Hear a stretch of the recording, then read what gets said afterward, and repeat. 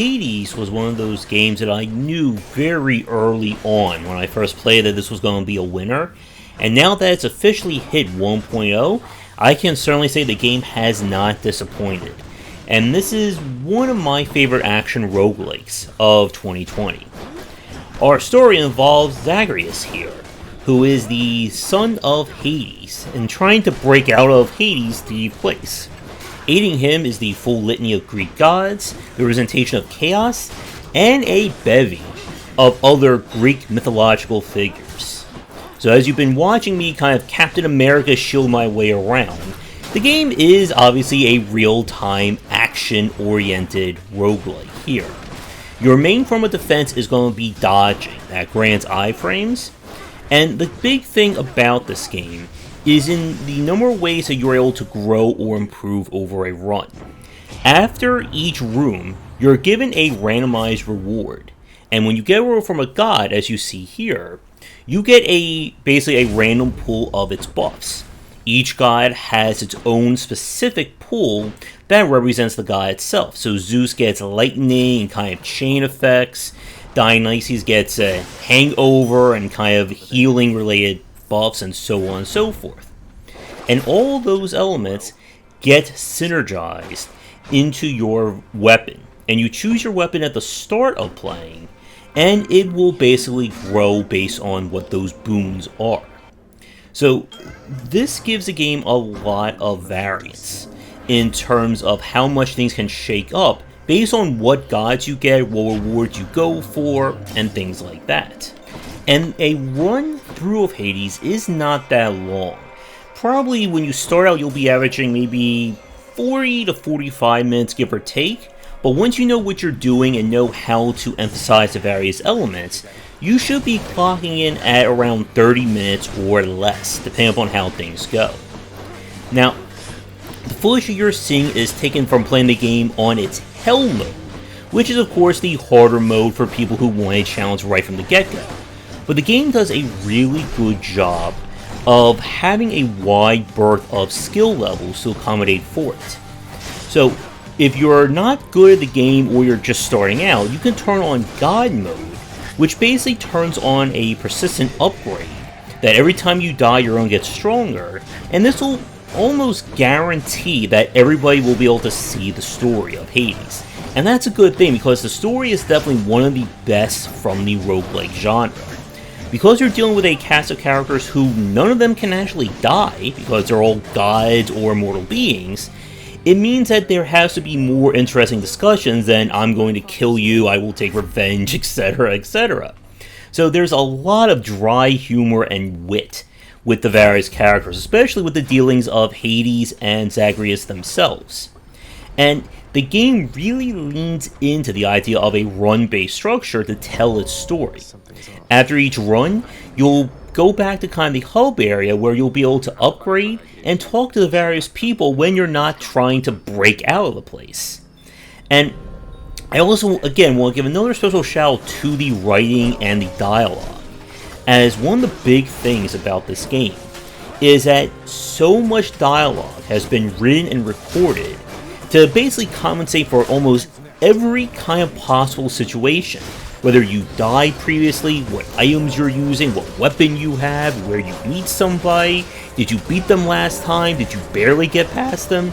It's just so much attention to detail went through that it's pretty crazy to think about. But getting back to the persistent elements of Hades. Before each run, you're able to spend your accumulated resources to unlock new upgrades and passive abilities for Zagreus. You're able to find keepsakes by giving ambrosia to the various characters you meet, and they provide a passive benefit while they're equipped, and they can be upgraded as you keep using them. You have a total of 6 weapons. Each weapon comes with 3 quote-unquote aspects or variants that you can use.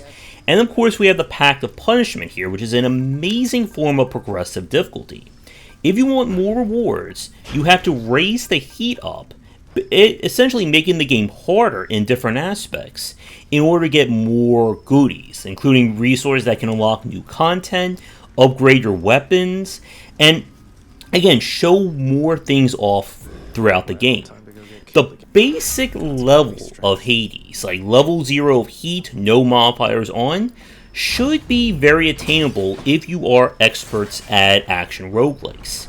But for people who aren't used to it, it should provide them with a decent challenge that they can then work up in terms of the heat system. If you're already good enough at the game, you can quickly start getting these resources, which will then allow you to unlock more stuff earlier, and again, see more of the game. Especially want to point out the Extreme Measures pack, which actually changes each one of the game's bosses in a unique way. And ultimately, this is, I think, the best aspect of the gameplay of this title. That it is designed to accommodate a lot of different player skill levels. If you're really great at this game, you can bump that heat up right away and really feel it. And trust me, it may not look it when you first look at some of the modifiers, but they can completely wreck you when you don't realize what their actual impact is.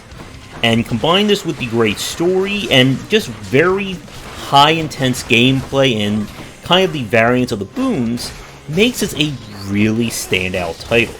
And in all honesty, there really isn't a lot that I could say I can complain about with Hades. I do have a few minor nitpicks, and this comes more at like the long-term, I'm talking, you've already been in the game and now what, category of events.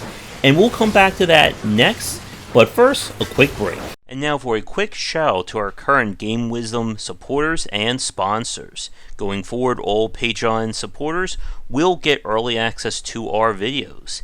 And if you'd like to continue this discussion on game design, be sure to check out our Discord channel, linked down below. If you're looking for more wisdom about game design, be sure to check out my latest offering of books, 20 Essential Games to Study, aimed for first-time developers and students looking for some inspiration for their upcoming games, and Game Design Deep Dive Platformers if you're interested in anything regarding 2D and 3D platforming design. They're both available in print, digital, and wherever books are being sold. With Hades design, it's a little bit different compared to some of the other action roguelikes we've played, specifically Enter the Gungeon and The Binding of Isaac. And that's in terms of, I guess, the quote-unquote spikiness of how runs can turn out. For those of you who've played those games, you know that picking up certain items, certain trinkets, whatever, can just completely radically change a run. And can lead to these cases where a run can get vastly easier or difficult depending upon what may happen. Hades is a little bit more balanced in that aspect. Even though the boons do change things, they're still being layered onto the basic properties of said weapon. The only exception are the dataless hammers, which I believe 2 are guaranteed to show up, and those will actually change the properties of your weapon.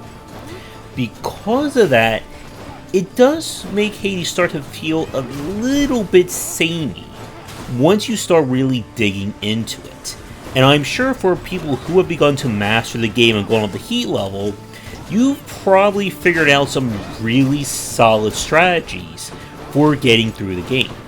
And there's one area where I feel that if Supergiant does decide to improve or add more content to the game, definitely supplemental content in terms of room and enemy encounters.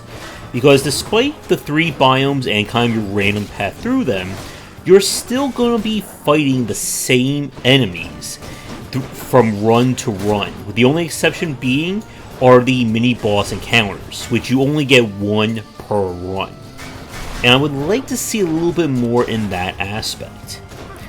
Other than that, if I had to really say anything about problems or complaints of the game, I did find the dodging to be a little finicky in some aspects. The big thing about Hades is that many enemy attacks are purposely designed to attack either beyond your ability to dodge backwards, or just in multiple successions, so you can't just quickly or just button mash a dodge and hope that you'll miss it. And I hope you are comfortable with some of the bullet hell schmuppiness, as many of the advanced rooms and challenges can get quite screen-filled in terms of attacks and projectiles coming at you. Other than that, really, I don't really have too many complaints about this game. This is an overall just really solid action roguelike. And if you are somebody who loves, again, games like Dead Cells, Enter the Gungeon, The Binding of Isaac, and so on, then you definitely owe it to yourself to check this one out. This is definitely going to be one of my top 10 games of 2020. I don't know where it's going to fall just yet on my list, but again, just once again, all-around solid game from Supergiant Games. And I do appreciate them giving me a press kit. Check this one out way back when it first started early access.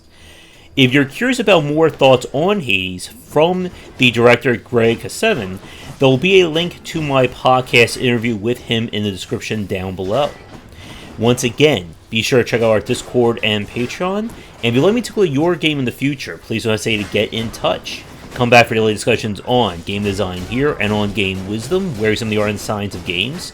Once again, this has been Hades, and until next time, take care. Thanks for watching the video. If you enjoyed things, be sure to do all the liking and subscribing that the kids are doing these days. Check out our Discord channel link down below where we hang out and chat game design, and come back later tonight for our regular streamings. But that's it, and tune in for more great content here and on Game Wisdom, where we examine the art and science of games.